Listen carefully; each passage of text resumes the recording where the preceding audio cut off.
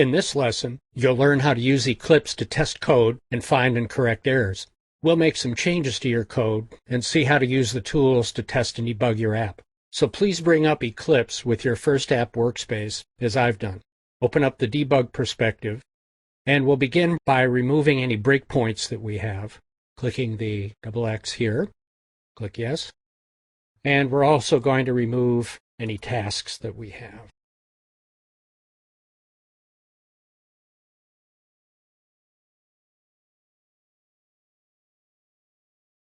Now you can also remove a breakpoint by double-clicking it.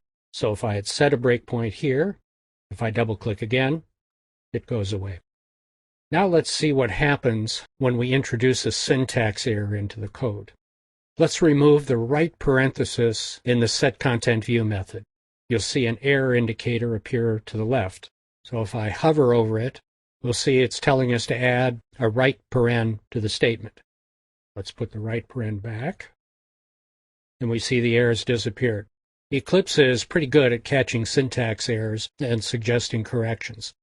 Now we're going to add some code to your app and do some additional debugging. Here's a graphic showing the code we'll be adding if you need to go back and refer to it. We're modifying the onCreate method we looked at in a previous lesson. If you recall, it's the method that sets up our screen display when the app is first started. We're going to be adding this code a statement at a time and analyze what we get. So let's go back to Eclipse, and we'll first add a statement to declare and set the initial value of the integer variable test. And we get an error message telling us that variable test isn't being used. It's just an information error and won't stop execution. But let's add a statement that uses that variable. We'll do that here. We see the error message go away for the first statement, and now the same error appearing for the second statement because we haven't yet used the variable use, which we'll do soon. But first, let's set a breakpoint for our new statement. I'm going to set it here, and we'll run debug. Save our changes. Now we see the statement highlighted, so execution has stopped here. And let's see how the first variable we created is showing up in the variables window in the upper right. There it is, variable test, and the value is 1. Now you can see how valuable this ability is in debugging. Using breakpoints in the variables window, you can check the status of your variables at a point in app execution to give you a good lead on what might be going wrong in your code. Now let's figure out a way to use that second variable and eliminate our error. I'm going to use it in a demonstration of how to generate a message on the log file to show you another debugging technique. Let's add a statement in our code that will create an information message on the log file. The I here indicates an information message.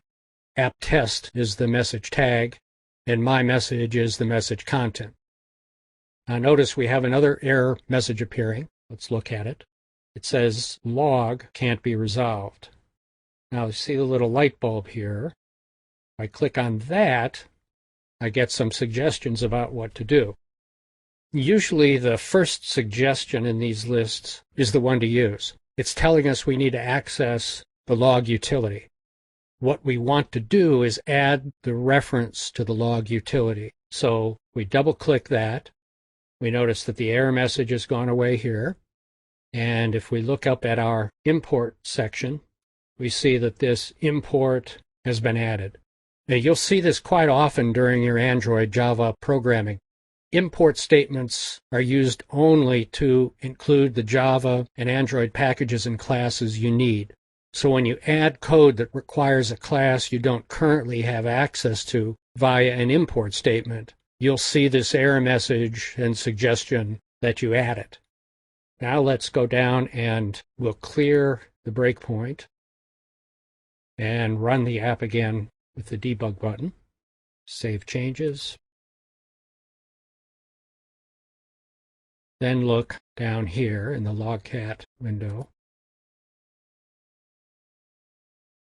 And if we search for the word my, we see my message appearing.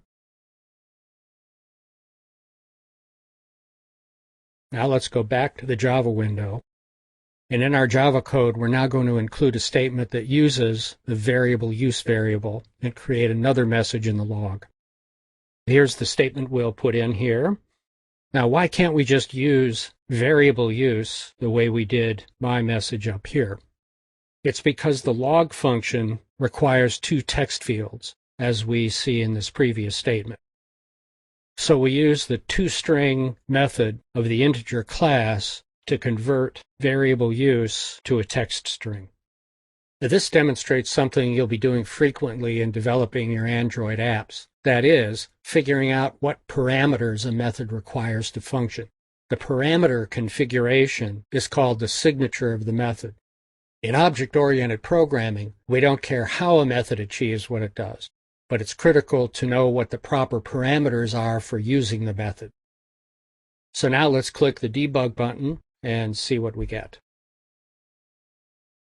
We're not getting a syntax error. And if we go back to the log window, now another way to look at these is to click on your session filter, and we see the two messages appearing. Now these multiple occurrences are because we've run the debug multiple times.